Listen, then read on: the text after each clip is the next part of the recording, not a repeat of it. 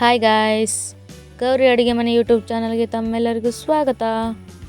ಇವತ್ತು ಗೋಧಿ ಹಿಟ್ಟಿನಿಂದ ಮನೆಯಲ್ಲೇ ಎಗ್ ಪಫ್ ಮಾಡೋದು ಹೇಗೆ ಅಂತ ತಿಳಿಸ್ಕೊಡ್ತೀನಿ, ಬನ್ನಿ.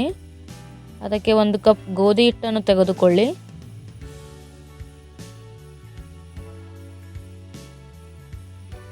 ನಂತರ 2 ಸ್ಪೂನ್ ಮೈದಾ ಹಿಟ್ಟನ್ನು ಸೇರಿಸಿ.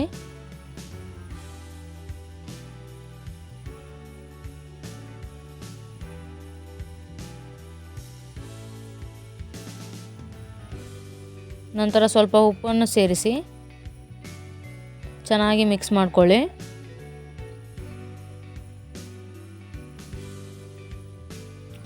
ಈಗ 2 ಸ್ಪೂನ್ ಎಣ್ಣೆಯನ್ನು ಸೇರಿಸಿಕೊಳ್ಳಿ.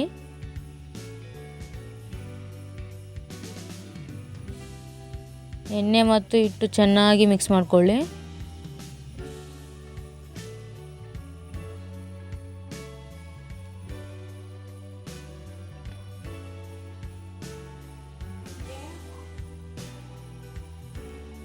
ಚೆನ್ನಾಗಿ ಮಿಕ್ಸ್ ಮಾಡ್ಕೊಳ್ಳಿ. ನೋಡಿ, ಈ ಥರ ಬರಬೇಕದು. ಹಿಟ್ಟು ಈ ಥರ ಬಂದಾಗ ಅದು ಚೆನ್ನಾಗಿ ಮಿಕ್ಸ್ ಆಗಿದೆ ಅಂತ ಅರ್ಥ. ಈಗ ಇದಕ್ಕೆ ಸ್ವಲ್ಪ ಸ್ವಲ್ಪ ನೀರನ್ನು ಸೇರಿಸ್ಕೊಳ್ತಾ ಚಪಾತಿ ಹದಕ್ಕೆ ಬರುವ ಹಾಗೆ ಹಿಟ್ಟನ್ನು ಕಲಸಿಕೊಳ್ಳಿ.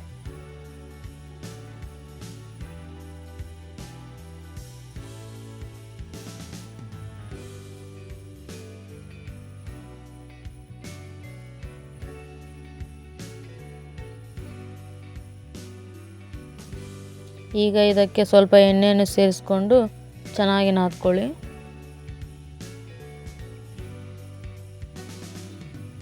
ನಂತರ ಇದಕ್ಕೆ ಒಂದು ಪ್ಲೇಟನ್ನು ಮುಚ್ಚಿ ಸೈಡಲ್ಲಿ ಇಟ್ಬಿಡಿ, ಒಂದು 10 ನಿಮಿಷ ನೆನೆಲಿಟ್ಟು. ನಂತರ ಇದಕ್ಕೆ ಈರುಳ್ಳಿ, ಧನಿಯಾ ಪುಡಿ, ಟೊಮೊಟೊ, ಅರಿಶಿನ ಪುಡಿ, ಖಾರದ ಪುಡಿ, ರುಚಿಗೆ ತಕ್ಕಷ್ಟು ಉಪ್ಪು ಮತ್ತು ಹಸಿಮೆಣಸಿನಕಾಯಿಯನ್ನು ತಗೊಂಡಿದ್ದೀನಿ.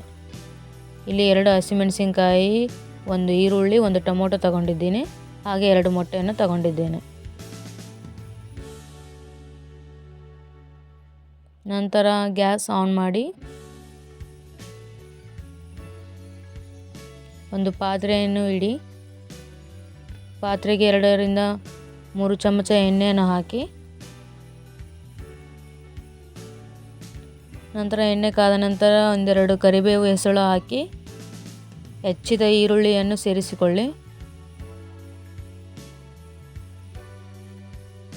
ನಂತರ ಈರುಳ್ಳಿಯನ್ನು ಚೆನ್ನಾಗಿ ಬೇಯಿಸಿಕೊಳ್ಳಿ. ಹಾಗೆ ಸಣ್ಣಗೆ ಹೆಚ್ಚಿಕೊಂಡಿರುವಂಥ ಹಸಿಮೆಣಸಿನಕಾಯಿಯನ್ನು ಸೇರಿಸಿ ಎರಡನ್ನೂ ಚೆನ್ನಾಗಿ ಮಿಕ್ಸ್ ಮಾಡಿ ಚೆನ್ನಾಗಿ ಬೇಯಿಸಿಕೊಳ್ಳಿ. ಅದು ಕಂದು ಬಣ್ಣಕ್ಕೆ ಬರುವ ಹಾಗೆ ಈರುಳ್ಳಿ ಬೇಯಿಸಿಕೊಳ್ಳಿ.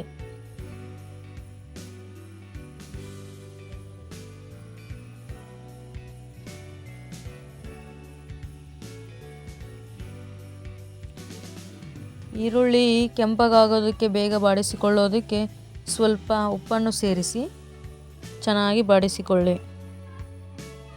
ಈಗ ನೋಡಿ, ಈ ಥರ ಕಂದು ಬಣ್ಣಕ್ಕೆ ಬಂದಿದಲ್ವ. ಈಗ ಹಚ್ಚಿಟ್ಕೊಂಡಿರೋವಂಥ ಟೊಮೊಟೊನ ಸೇರಿಸಿಕೊಳ್ಳಿ. ಚೆನ್ನಾಗಿ ಮಿಕ್ಸ್ ಮಾಡ್ಕೊಳ್ಳಿ.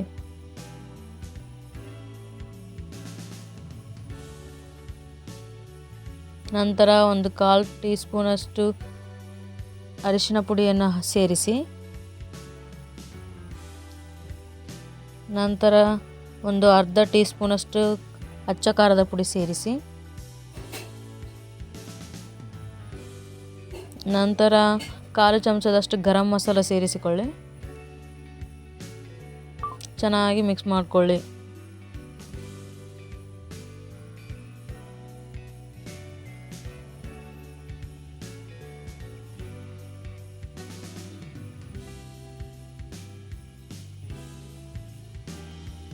ಈಗ ರುಚಿಗೆ ತಕ್ಕಷ್ಟು ಉಪ್ಪನ್ನು ಸೇರಿಸಿಕೊಳ್ಳಿ.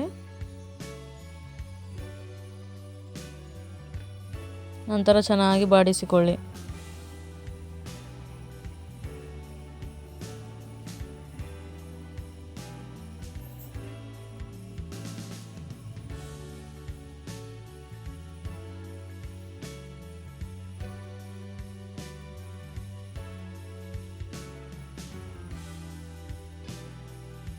ಈಗ ಟೊಮೊಟೊ ಸಾಫ್ಟ್ ಆಗೋದಕ್ಕೆ 1-2 ಸ್ಪೂನಷ್ಟು ನೀರನ್ನು ಸೇರಿಸ್ಕೊಳ್ಳಿ. ಈಗ ನೀರೆಲ್ಲ ಹೀರುವವರೆಗೂ ಚೆನ್ನಾಗಿ ಬೇಯಿಸಿಕೊಳ್ಳಿ.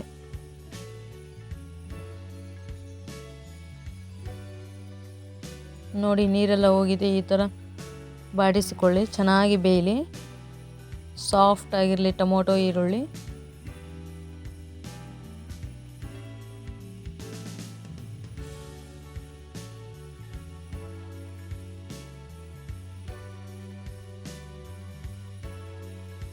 ಈಗ ಇದಾಗಿದೆ, ಇದನ್ನು ಸೈಡಲ್ಲಿಟ್ಬಿಡಿ.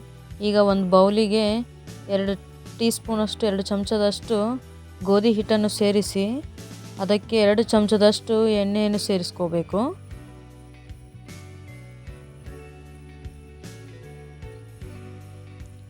ಈಗ ಇದನ್ನು ಚೆನ್ನಾಗಿ ಪೇಸ್ಟ್ ಮಾಡ್ಕೋಬೇಕು.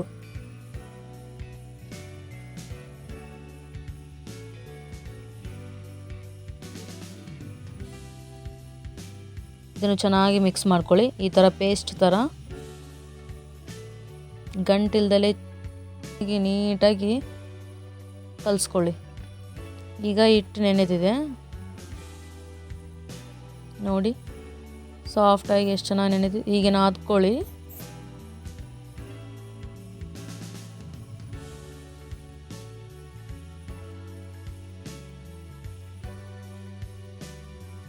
ಈಗ ನಾನು ಮಾಡ್ಕೊಳ್ತಾ ಇದ್ದೀನಲ್ಲ, ಈ ಥರ ಮಾಡ್ಕೊಳ್ಳಿ. ಈಗ ಇದನ್ನು ಒಂದು 5 ಭಾಗಗಳಾಗಿ ಕಟ್ ಮಾಡ್ಕೊಳ್ಳಿ.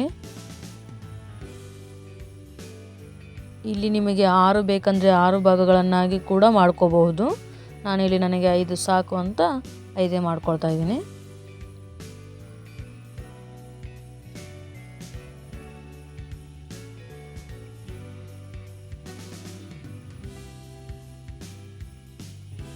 ಈಗ ಅವೆಲ್ಲನೂ ಉಂಡೆಯನ್ನಾಗಿ ಮಾಡಿಕೊಳ್ಳಿ.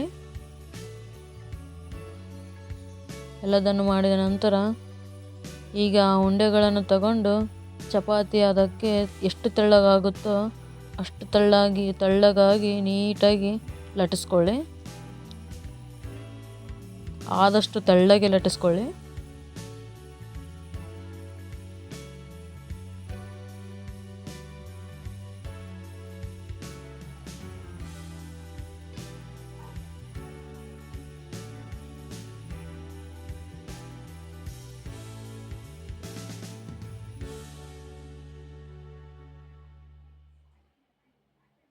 ನೋಡಿ ಫುಲ್ ತೆಳ್ಳಗೆ, ನಾನು ಎಷ್ಟು ತೆಳ್ಳಗೆ ಮಾಡ್ಕೊಂಡಿದ್ದೀನಲ್ವ, ನೀವು ಇದೇ ಥರ ತೆಳ್ಳಗೆ ಲಟ್ಟಿಸ್ಕೊಳ್ಳಿ. ಹಾಗೆ ಎಲ್ಲ ಚಪಾತಿಗಳನ್ನು ತೆಳ್ಳಗೆ ಲಟ್ಟಿಸ್ಕೊಳ್ಳಿ, ಒಂದೇ ಸೈಜಲ್ಲಿ ಇರಲಿ.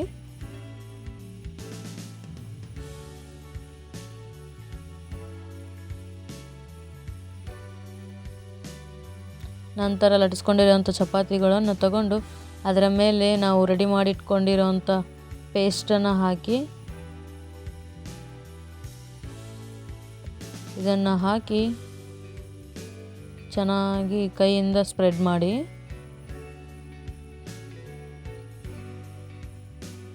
ನೋಡಿ ಇಡೀ ಚಪಾತಿಗೆ ಸ್ಪ್ರೆಡ್ ಮಾಡಬೇಕು, ಹಚ್ಚಬೇಕೆಲ್ಲ ಅದನ್ನು.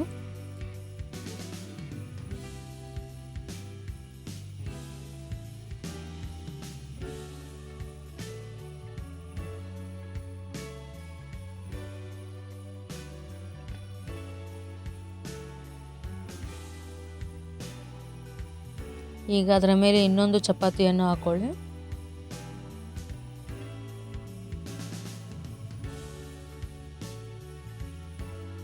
ಅದರ ಮೇಲೂ ಮತ್ತೆ ಪೇಸ್ಟನ್ನು ಹಾಕಿ ಚೆನ್ನಾಗಿ ಕೈಯಿಂದ ಹಚ್ಚಿ. ಈಗ ನಾನು ತೋರಿಸ್ತಾ ಇದ್ದೀನಲ್ಲ, ಇದೇ ಥರ ಹಚ್ಚಿ.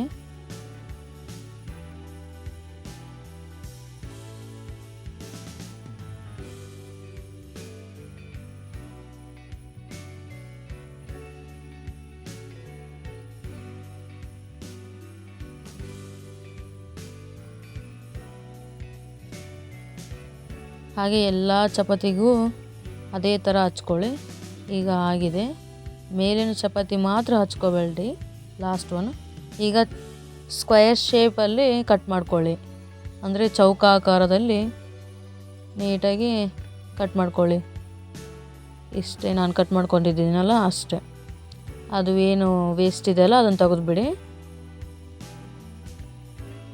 ಕಟ್ ಮಾಡ್ಕೊಂಡಿರಿ ಅಂಥ ಭಾಗನ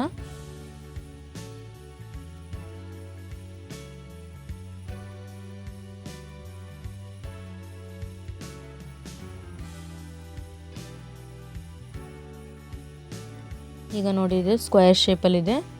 ನಾನು ಇದನ್ನು 4 ಭಾಗಗಳಾಗಿ ಮಾಡ್ಕೊಳ್ತೀನಿ.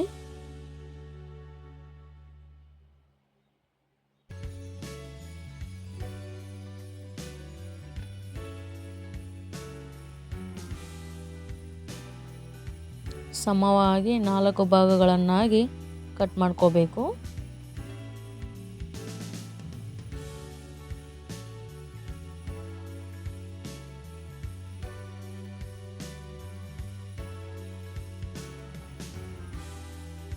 ಈಗ ಕಟ್ ಮಾಡ್ಕೊಂಡಿರೋಂಥ ಭಾಗಗಳನ್ನೆಲ್ಲ ಪಕ್ಕದಲ್ಲಿಡಿ. ಒಂದೊಂದಾಗಿ ಮೇಲೆ ತೆಗೆದು ಪಕ್ಕದಲ್ಲಿಡಿ.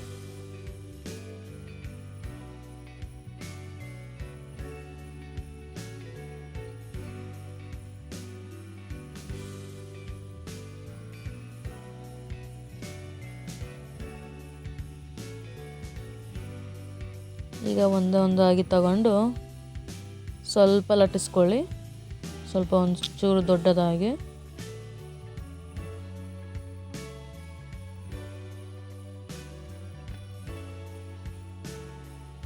ಈಗ ಅದರ ಮೇಲೆ ಮಾಡಿಟ್ಕೊಂಡಿರೋಂಥ ಮಸಾಲೆನೇ ಇಟ್ಟು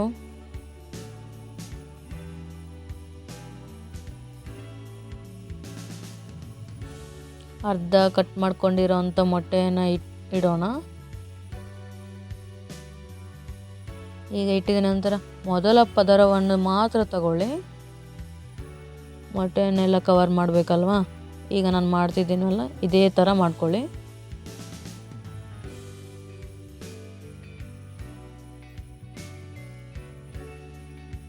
ನೋಡಿ ಈ ಥರ ಆದರೆ ಎಣ್ಣೆಯಲ್ಲಿ ಕರಿಯುವಾಗ ಅದು ಮಸಾಲೆ ಎಲ್ಲ ಕಡೆಗೆ ಬರೋದಿಲ್ಲ, ಆಚೆ ಬರೋದಿಲ್ಲ. ಈಗ ಉಳಿದಿರೋವಂಥವನ್ನೆಲ್ಲವನ್ನು ಒಮ್ಮೆಲೆ ತಗೊಳ್ಳಿ.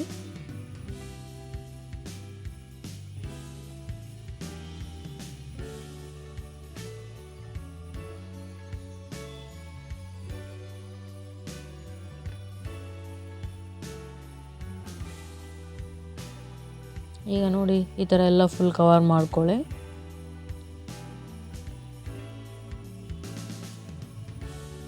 ಚೆನ್ನಾಗಿ ಕವರ್ ಮಾಡ್ಕೊಳ್ಳಿ ಎಲ್ಲನೂ.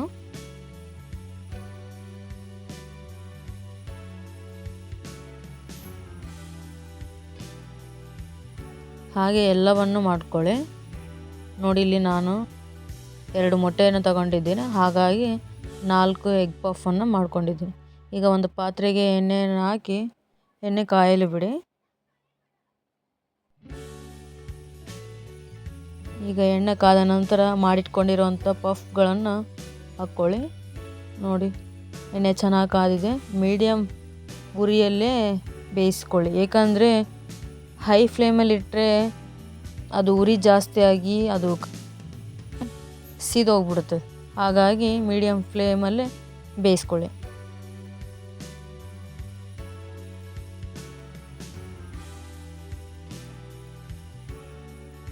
ನೋಡಿ ಹೀಗೆ ಎಲ್ಲ ಪಫ್ಗಳನ್ನು ಚೆನ್ನಾಗಿ ಬೇಯಿಸ್ಕೊಳ್ಳಿ.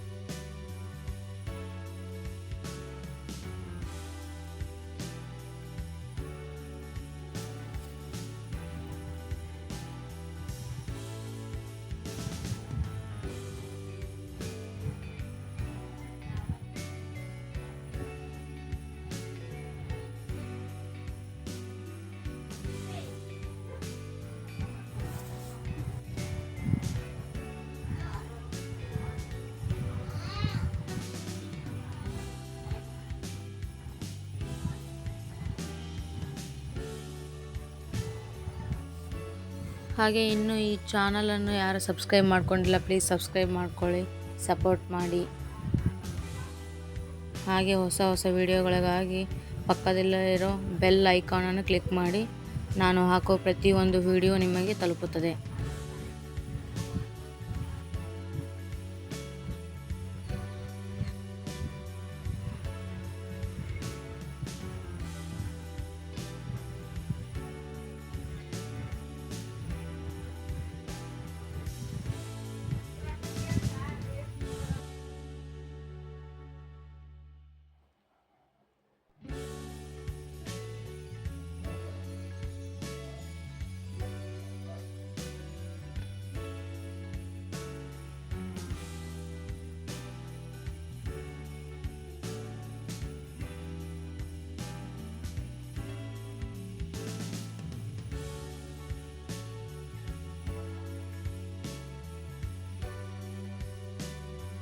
ಈಗ ನೋಡಿ ಎಗ್ ಪಫ್ ರೆಡಿಯಾಗಿದೆ. ಎಷ್ಟು ಕ್ರಿಸ್ಪಿಯಾಗಿ ಕಾಣ್ತಾ ಇದ್ವಲ್ವಾ. ಟೇಸ್ಟೂ ಅಷ್ಟೇ ಚೆನ್ನಾಗಿದೆ. ನೋಡಿ ಎಷ್ಟು ಚೆನ್ನಾಗಿದೆ.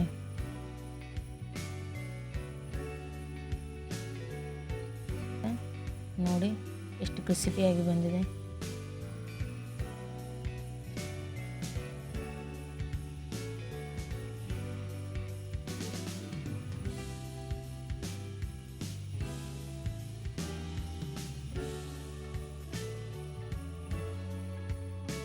ನೋಡಿ ಎಷ್ಟು ಚೆನ್ನಾಗಿ ಬಂದಿದೆ. ಬೇಕಾದರೆ ನಾನು ಇಲ್ಲೊಂದು ಕಟ್ ಮಾಡಿ ತೋರಿಸ್ತೀನಿ ನೋಡಿ.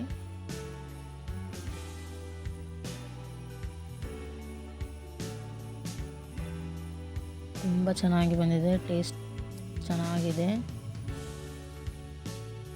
ವಿಡಿಯೋ ಇಷ್ಟ ಆಗಿದ್ರೆ ಲೈಕ್ ಮಾಡಿ, ಹಾಗೆ ನಿಮ್ಮ ಫ್ಯಾಮಿಲಿ ಫ್ರೆಂಡ್ಸ್ಗೂ ಶೇರ್ ಮಾಡಿ. ಪ್ಲೀಸ್ ಸಪೋರ್ಟ್ ಮಾಡಿ. Thank you so much. ಹಾಗೆ ಇನ್ನು ಯಾರೆಲ್ಲ ನಮ್ಮ ಚಾನಲನ್ನು ಸಬ್ಸ್ಕ್ರೈಬ್ ಮಾಡ್ಕೊಂಡಿಲ್ಲ ಅಂದರೆ ಪ್ಲೀಸ್ ಸಬ್ಸ್ಕ್ರೈಬ್ ಮಾಡ್ಕೊಳ್ಳಿ, ಸಪೋರ್ಟ್ ಮಾಡಿ. Thank you so much.